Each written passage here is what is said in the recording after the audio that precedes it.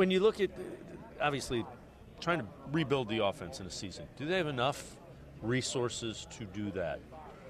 I think it's a really good question. I think they have enough resources. They just may not have the quarterback, right? And so I think even if you just look at the first round, offensive tackle, wide receiver, all of a sudden, Jerry Jeudy as a number 2, Harold Fannin, tight end, Quinshon Judkins, he said Andrew Berry told us he's coming back.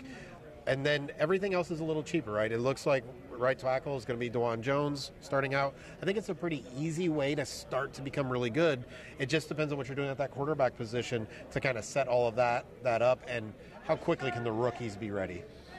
Is it realistic to expect them to improve? 3-4 wins, I guess, is a bottom line question. They had 5.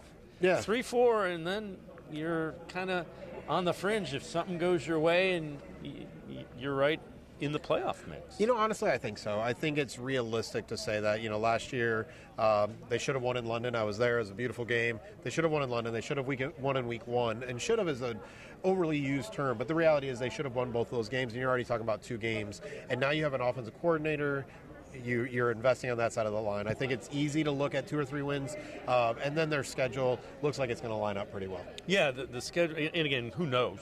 We always do the schedule game, and then by the time you finish, it's like, wow, they're playing a lot better than we thought. But the one thing that I think teams that go from worst to first usually have is there's something that is elite, and I think the Browns' defense, it's, it's borderline elite. I don't know that it's going to be top 5 again, but I think it's going to be top 3rd, top 10. Absolutely, and we have to be honest about the AFC North. It's in a transition period, and I'm not sure there's a really good team in that group. You're potentially bringing Aaron Rodgers back, Lamar Jackson, new offense. They've got to restructure his contract, figure all that out.